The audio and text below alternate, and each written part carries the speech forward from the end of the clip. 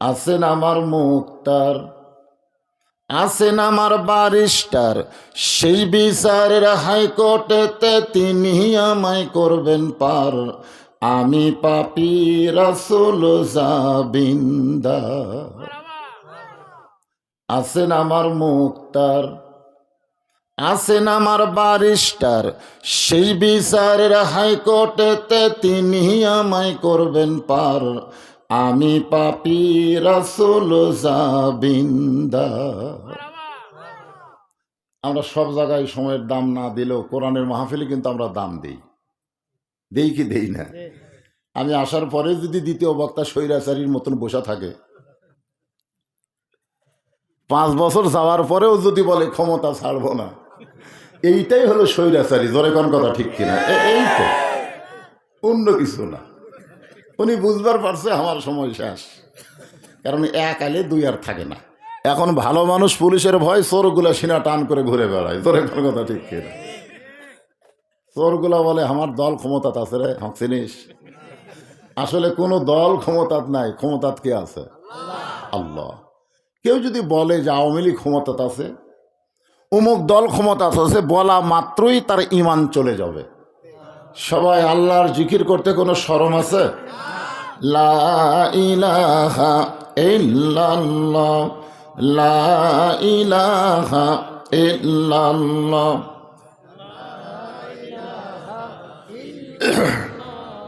লা ইলাহা। চাঁদ সূরজ আর গ্রহ তারা, আল্লাহ নামের পাগল পারা। চাঁদ সূরজ আর গ্রহ তারা, আল্লাহ নামের পাগল পারা। আমার আল্লাহ নামের এতই দয়া, আল্লাহ নামের এতই মায়া, লুকিয়ে রাখছেন হে আল্লাহ জোরে লা ইলাহা ইল্লাল্লাহ, লা ইলাহা, লা ইলাহা ইল্লাল্লাহ, লা ইলাহা ইল্লাল্লাহ, লা ইলাহা ইল্লাল্লাহ, লা ইলাহা। যার দিলে আছে আমার আল্লাহর ভয়, কার ভয়? যার মনে আছে আল্লাহর ভয়, আল্লাহ আল্লাহ সব সময়। যার দিলে আছে আল্লাহর ভয়, যার মনে আছে আল্লাহর ভয়, আল্লাহ আল্লাহ সব সময়। আহার নিদেরা ভালো লাগে না, এই দুনিয়া ভালো লাগে না, ভালো লাগে শুধু আল্লাহ। লা ইলাহা ইল্লাল্লাহ, লা ইলাহা ইল্লাল্লাহ। এতগুলো পুরুষ মানুষ, জিকিরের একটা দমদমি শব্দ হবে না? জবান খুলে লা ইলাহা ইল্লাল্লাহ, লা ইলাহা ইল্লাল্লাহ, লা ইলাহা ইল্লাল্লাহ মুহাম্মাদুর রাসূলুল্লাহ। সকলেই বলেন সাল্লাল্লাহু আলাইহি ওয়াসাল্লাম। আমরা যে জিকির করলাম লা ইলাহা ইল্লাল্লাহ, আল্লাহ রাসূল বলেছেন আফজালু জিকির লা ইলাহা ইল্লাল্লাহ, সবচাইতে উত্তম জিকির। বাবা আদম থেকে আমাদের নবী পর্যন্ত সমস্ত নবী এই লা ইলাহা ইল্লাল্লাহর জিকির করেছেন, এবং আমাদের নবীর 17 জন সাহাবীকে কেবলমাত্র শুধুমাত্র এই লা ইলাহা ইল্লাল্লাহ জিকির করার কারণে কাফেরেরা হত্যা করছে। কতজন? 17 জন। তারা এক ওয়াক্ত নামাজও পায়নি, তারা রমজান মাসে রোজাই পায়নি, শুধু জিকির করার অপরাধে। জিকির করা তাদের কাছে একটা অপরাধ, আর এই অপরাধের কারণে 17 জনকে মক্কার কাফেররা হত্যা করছে। কোরআনের কোনো জায়গায় আল্লাহ বলেনি যে আমার নামাজ পড়ে আমিও তার নামাজ পড়ি, যে আমার হজ করে আমিও তার হজ করি, যে আমার জাকাত দেয় আমিও তার জাকাত দেই, যে আমার রোজা করে আমিও তার রোজা করি। এ কথা কোরআন হাদিসের কোনো জায়গাতে নেই। কিন্তু আল্লাহ বলেছেন যে আমার জিকির করে আমি আল্লাহও তার জিকির করি। ফাজকুরুনি আযকুরকুম। তাহলে কি বুঝলেন, জিকিরের দাম সবচাইতে কম না বেশি? নামাজের চাইতেও, রোজার চাইতেও, হজের চাইতেও, জাকাতের চাইতেও জিকিরের দাম আল্লাহর কাছে কোটি কোটি গুণ বেশি। আপনারা সেই জিকির করার সময় জবান খুললেন না, আস্তে আস্তে মেয়া করে জিকির করলেন। ভণ্ডদের জিকির দেখছেন, ভণ্ড যারা। আমার দয়াল বাবার দরবারেতে কেউ ফিরে না খালি হাতে।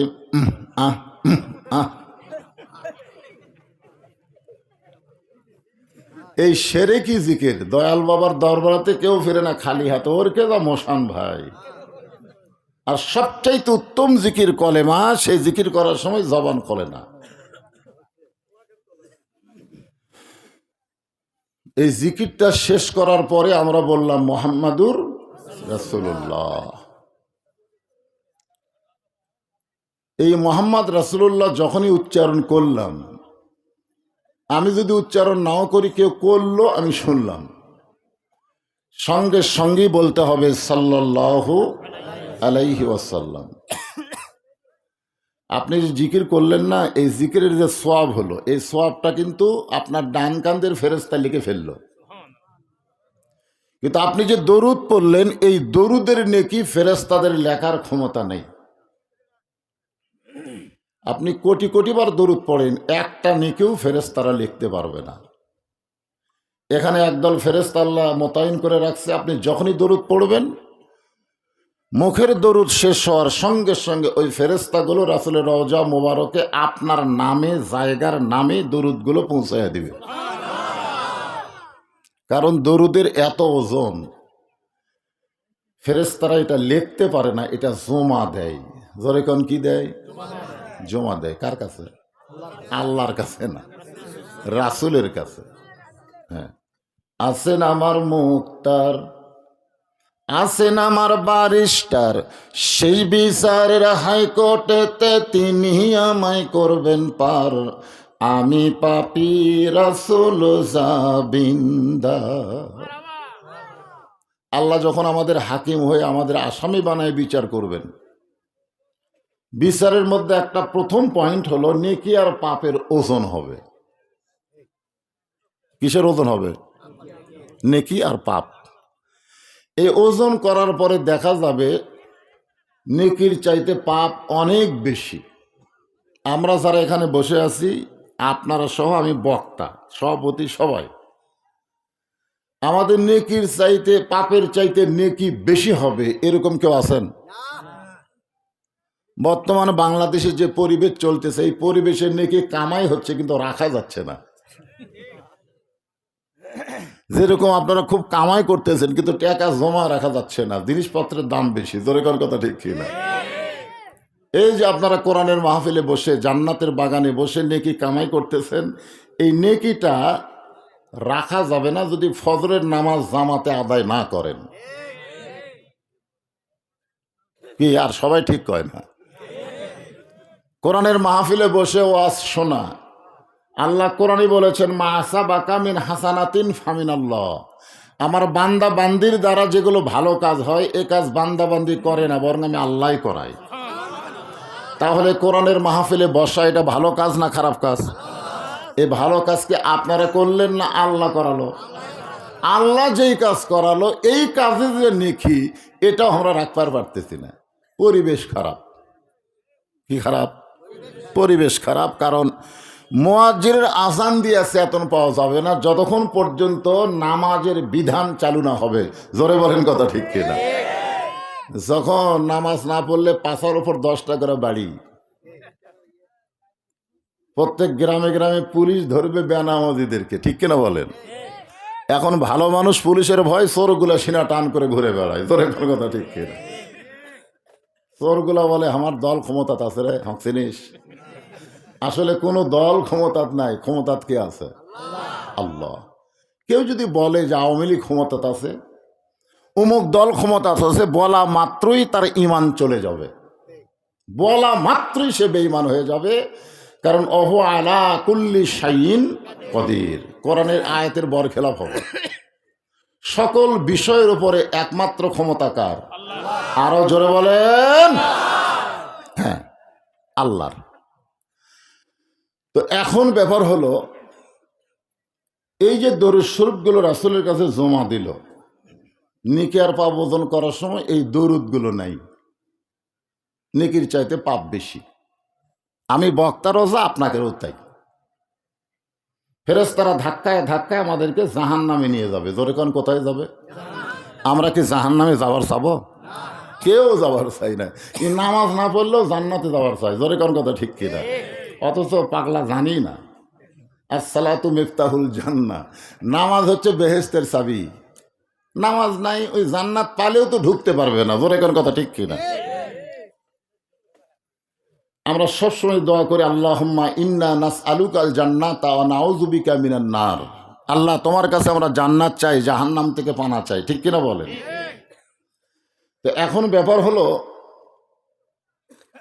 ফেরেশতারা আমাদেরকে ধাক্কায় ধাক্কায় যখন জাহান্নামের কিনারায় নিয়ে যাবে, একেবারে আর এক ধাক্কা মারলেই আমরা জাহান্নামে পড়ব, ঠিক ওই সময় একজন মহামানব আমাদের সামনে দুইখানা হাত প্রসারিত করে দাঁড়িয়ে যাবেন।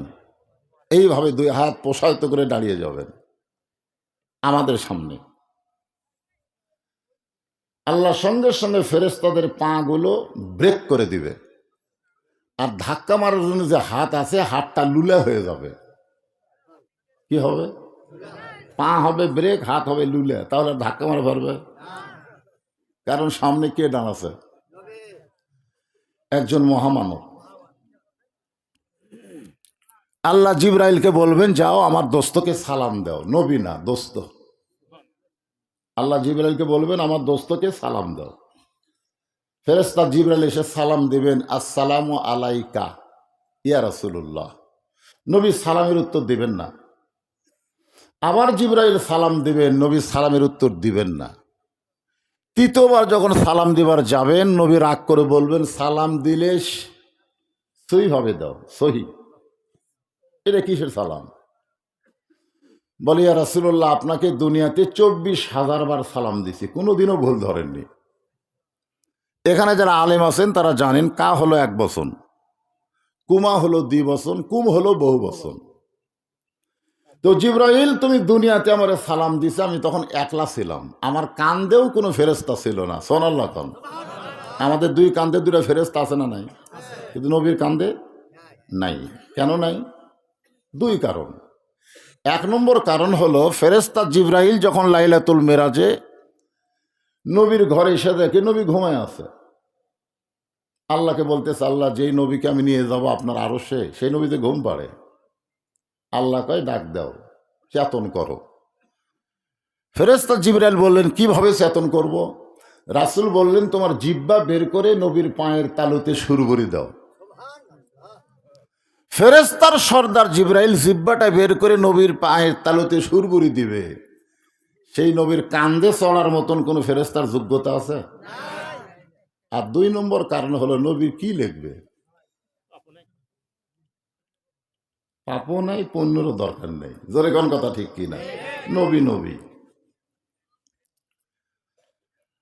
এখন ব্যাপারটা হলো, ফেরেশতা জিবরাইলকে রাসূল বলবেন যে, তুমি যে সালাম দিচ্ছ দুনিয়ার সালাম, আসসালামু আলাইকা, তাহলে আমার সামনে, আমি যাদের সামনে দাঁড়িয়ে আছি, এদেরকে বাদ দিলা কেন?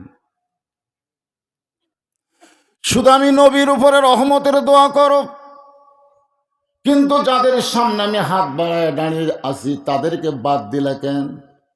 ফেরেশতা জিবরাইল বলবে, ইয়া রাসূলুল্লাহ, এদেরকে সালাম দিয়া কোনো লাভ নাই, কারণ এদের নেকির চাইতে পাপ বেশি। এরা জাহান নামের রায় পেয়ে গেছে, এদেরকে আর সালাম দিয়ে কোনো লাভ নাই। আল্লাহ রাসূল বলবেন তখন, এই মনোযোগ দিয়ে শোনেন, যে সালাম দেওয়ার সময় জিব্রাইল তুমি আমার উম্মতকে বাদ দিয়া সালাম দাও। নেকি আর পাপ ওজন করার সময় আল্লাহ আমাকে বাদ দিয়া আমার উম্মতের নেকি পাপ ওজন করে।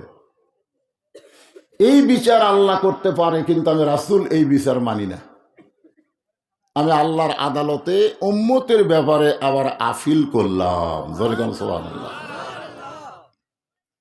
ফেরেশতা জিবরাইল খালি থরথর করে কাঁপা শুরু করবে যে আল্লাহর আদালতে আপিল চলবি? এটা কি বাংলাদেশের জজ কোর্ট? এটা কি হাইকোর্ট? এটা কি সুপ্রিম কোর্ট? আজকে বাংলাদেশে মানুষ কি কয়, তোর বিচার আল্লাহ করবি রে। জোরে কোন কথা ঠিক কিনা? এটা কেন বলে? কারণ ন্যায় বিচার পাচ্ছে না। আমার আগেকার বক্তা খালি ন্যায় বিচারের উপরে ওয়াজ করে গেল, কিন্তু ন্যায় বিচার হচ্ছে না। সঙ্গে সঙ্গে আল্লাহ বলবেন, হাবিব আপনি আপনার উম্মতকে এত ভালোবাসেন আর আমি আপনাকে এত ভালোবাসি, এই ভালোবাসাবাসীর কাছে আপনার আফিলকে গ্রহণ করে নিলাম। ভালোবাসাবাসী মানে নবী উম্মতকে ভালোবাসে, আল্লাহ নবীকে ভালোবাসে। তখন রাসূল কি বলবেন জানেন? এই শোনেন, মনোযোগ দিয়ে শোনেন। বলবেন যে আমি সামনে সামনে যাই, তোমরা আমার পিছনে আসো। বুঝানোর জন্য বলতেছি, প্রথম আমার নেকি আর পাপ ওজন দেওয়া হবে, কারণ আমি বক্তা। দেখা যাবে নেকির চাইতে পাপ বেশি।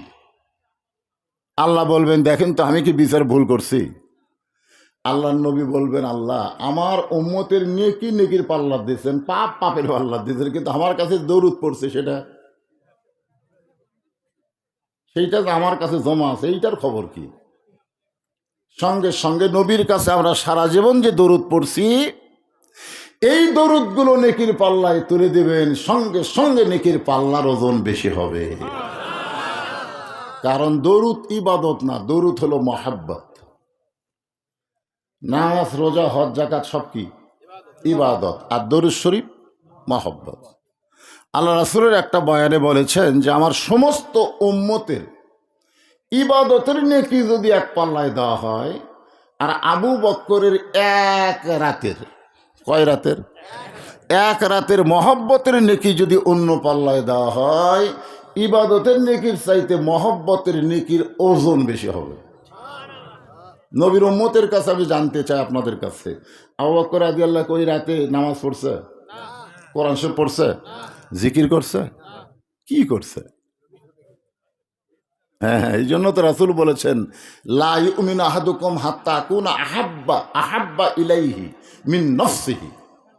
তুমি ততক্ষণ পর্যন্ত প্রকৃত মুমিন হতে পারবা না যতক্ষণ পর্যন্ত তোমার জীবনের চাইতে আমি রাসূলকে মহব্বত না করবে। আজকে আমরা সবাই ঠিক শব্দটাও বলতে পারলাম না। আপনি আপনার জীবনকে বেশি মহব্বত করেন না রাসূলকে? এটা মুখে গলে হবে না তো, এটা আমলের মাধ্যমে প্রকাশ করা লাগবে। আল্লাহ কোরআনে বলেন, কুল হে রাসূল আপনি বলেন, ইন কুনতুম তুহিব্বুনাল্লাহ ফাত্তাবিউনি ইউহিব্বুকুমুল্লাহ ওয়া ইয়াগফির লাকুম যুনুবাকুম ওয়াল্লাহু গফুরুর রাহিম।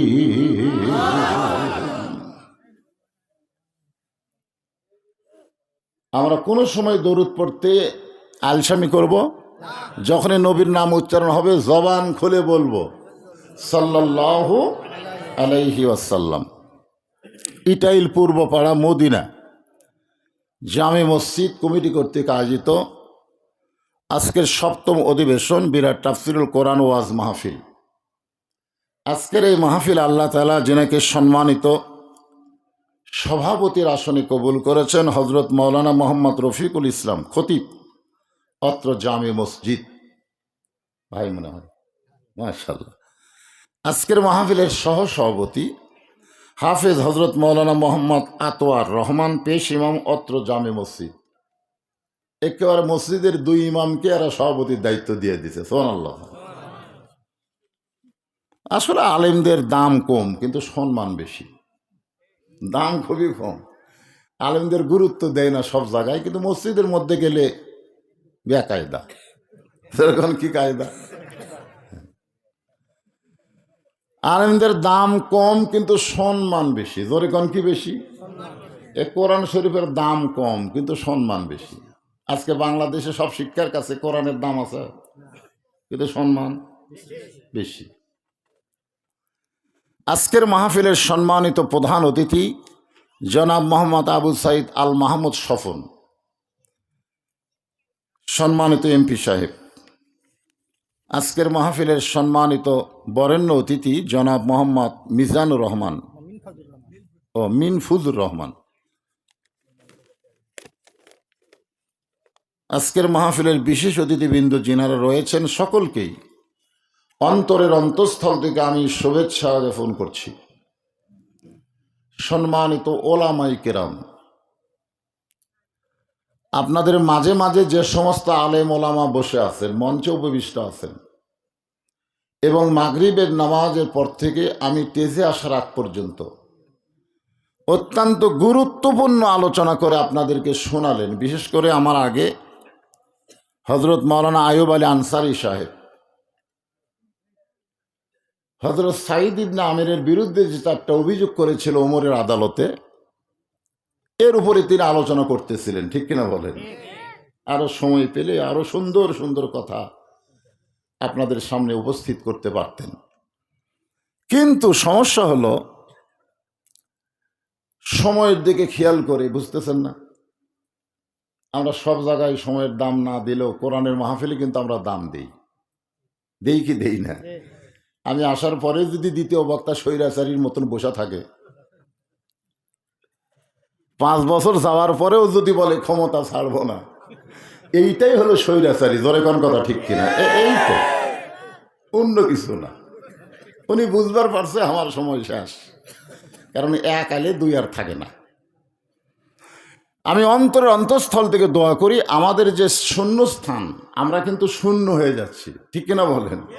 আমার সাথেকার যারা বক্তা, আমার ওয়াজের বয়স হলো 38 বছর। কয় বছর ওয়াজের বয়স? আমার সাথে যারা ওয়াজ শুরু করছিল তারা অধিকাংশই মারা গেছে, আর কেউ কেউ জীবিত আছে কিন্তু এখন বউলিয়া শুয়ে আছে, ময়দানে নাই। কিন্তু আল্লাহ এখন পর্যন্ত আমার এই ময়দানে রাখছেন। 1 ডিসেম্বর আমার অ্যাক্সিডেন্ট হয়েছিল, গোটা গাড়ি ভাঙ্গা চুরমার, কিন্তু হামাক চুরমার আল্লাহ করেনি। হয়তো আপনাকে এই মাহফিলের জন্যই। জোরে কর সুবহানাল্লাহ। তো যাই হোক, আমার সামনে আল্লাহ যিনাদেরকে কবুল করেছেন, করবেন, মানে এখনো আসা শুরু হয়নি, আরো লোক আসবেন।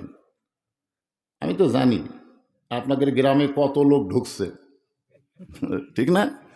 সবাই বলতেছে হুজুর প্রত্যেকটা বাড়ির যা ঢুকছে, এই ঢোকা লোকগুলোকে বের করে দেওয়া লাগবে, কারণ এরা মাহফিলের উদ্দেশ্যেই কিন্তু আপনাদের বাড়িতে আইছে। জোরে কোন কথা ঠিক কি না? না খাওয়ার উদ্দেশ্যে? খাওয়ার উদ্দেশ্যে।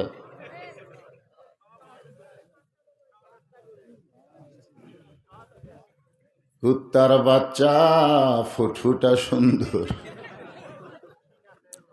আমি চিন্তা করলাম, কে রে, আল্লাহ কোরআনে 4 বার শপথ করছেন। কয়বার? অতীন, অজাইতুন, অতুরি সিনিন, ওয়াহাজাল বালাদিল আমিন। 4টা শপথ করে আল্লাহ বলতেছেন, লাকাদ খালাকনাল ইনসানা ফি আহসানি তাকওয়িম। মানুষের চেহারা সবচাইতে সুন্দর, এ কথা কার? কিন্তু গানে কি কইছে? কুত্তার বাচ্চা। এই গানটার পরের লাইনে কি বলছে? ডাল চোর, তেল চোর। আজকে খাওয়া দাওয়া করে মাহফিলে না আইসা যারা বাড়িতে গল্প করতেছে, এরা সুম্মা রাদাদনাহু আসফালা সাফিলিন। আল্লাহ সুন্দরের কথা বলার সাথে সাথে পরের আয়াতে বলে কর্মদোষে এরা কুত্তার চাইতেও শুয়োরের চাইতেও জঘন্য। আত্মীয়র বাড়িতে সে খাওয়া দাওয়া করে ল্যাপ গরম করতে যা, আল্লাহ বলতেছে তোমরা মানুষ না, তোমরা হলো কুকুর শুকুর। জোরে কোন কথা ঠিক কিনা? মানে এর চাইতো খারাপ। আমি এক ওয়াজে বলছিলাম, ফজরের নামাজ বাদ দিয়ে ঘুম পাড়ে যারা, সাইড ঠিবে কুত্তার সাইজ, এই কথাটা কেবল বলছি।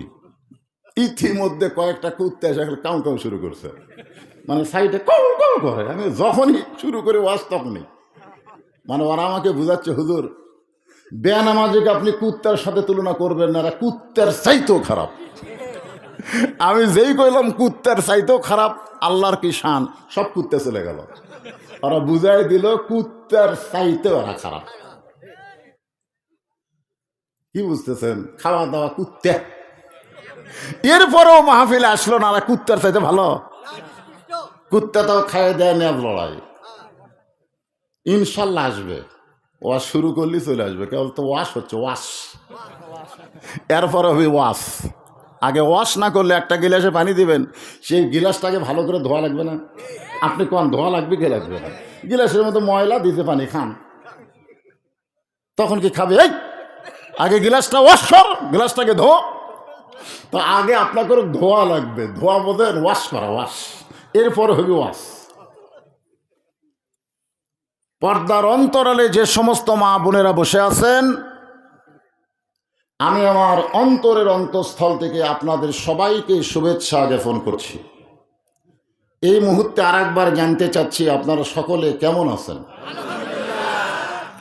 আলহামদুলিল্লাহ রব্বিল আলামিন। মাইকের সাউন্ডটা চন করে না বাজান। জি জি জি, এটাই হচ্ছে সৌজন্যবোধ। বক্তা কেমন আছে এটা জানা দরকার, ঠিক না? তুর পর্বতের কিনারায় মুসা নবী দাঁড়িয়ে, কিছুক্ষণ পরে আল্লাহ বলতেছে, মুসা তুমি কেমন আছো?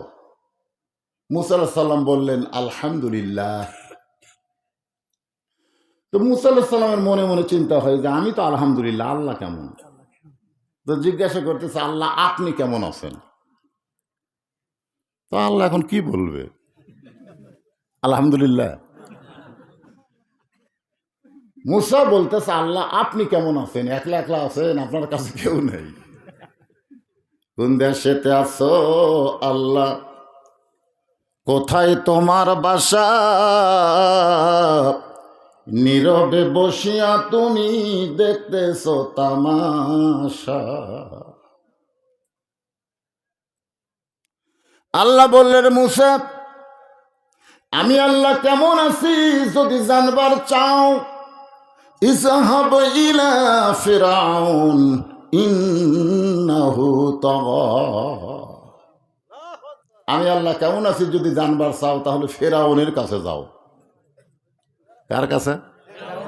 আচ্ছা, আল্লাহ কেমন আছে ওটা ফেরাউনের কাছে যাওয়া লাগবে কেন? আজকে মৌলানারা কেমন আছে ওটা আপনারা জানেন না? জোরে কোন জানেন কি জানেন না? তারপরে জিজ্ঞাসা করতেছে, হুজুর কেমন আছেন? আলহামদুলিল্লাহ।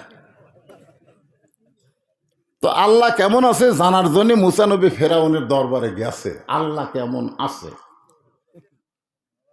তো যায়া দেখে ফেরাউন সিয়ারত বসে জিকির করতেছে, আনা রব্বুকুমুল আলা, আমি হলাম সবচাইতে বড় আল্লাহ। মুসা আলাইহিস সালাম চিন্তা করে, এখনই তুর পর্বতে যার সাথে কথা বললাম সেটা কে আর এইটা কে? এখনই তুর পর্বতে কার সঙ্গে কথা হচ্ছে?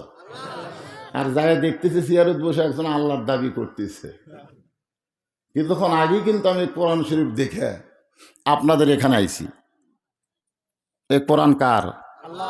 তাহলে আল্লাহর মাহফিলে আল্লাহর কোরআনের কথা হবে, জোরে কোন ঠিক কি না?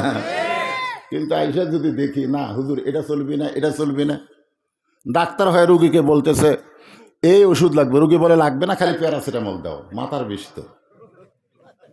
আজকে আমাদের অবস্থা হয়েছে তাই, এক ওষুধ দিয়ে সব রোগ সারাবার চাই।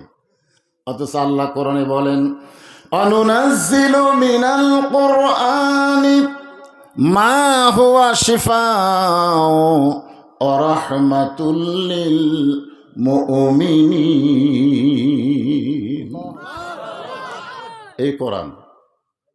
আজকে যুবকেরা জানলা দরজা বন্ধ করে মোবাইলের অশ্লীল ভিডিও দেখে, মনে করে বাপ মা ঘুমাইছে রে, কেউ চেতন নাই, দরজা জানলাও বন্ধ, ইচ্ছা মতো দেখি। আপনি বলেন তো, সবাই ঘুমাইলে একজন ঘুমায় না, তিনি কে? ছাদ দরজা জানলা সব যদি থাকে, তারপরও যিনি দেখে তিনি কে? শুধু এই বিশ্বাসটা যদি যুবকদের থাকতো, কেউ না দেখলেও আল্লাহ দেখতেছে আর ফেরেশতারা লিখতেছে, তাহলে বাংলাদেশের কোনো যুবক অন্যায় অশ্লীলতা করতে পারত না। জোরে কোন ঠিক কিনা? আমি যুবকদের টার্গেট করলাম এই কারণে, কারণ যখন চামড়া ঢিল হয় তখন মানুষ আল্লাহর সাথে মিল দিতে বাধ্য হয়ে যায়। জোরে কোন ঠিক কিনা? বুড়া আছে, একটা সুন্দরী মেয়ে গেলেও কয় চোখের পাওয়ার নাই ভাই রে, কি দেখবো। আয়নার সামনে যখনই চেহারা দেখে, চুল দাড়ি পাকা দিয়ে কয় আমার সময় শেষ। তখন আব্দুল আলিমের গানটা খুব মনে হয়, মিশে মায়াই বন্দি থাইকা করলাম কত খেলা,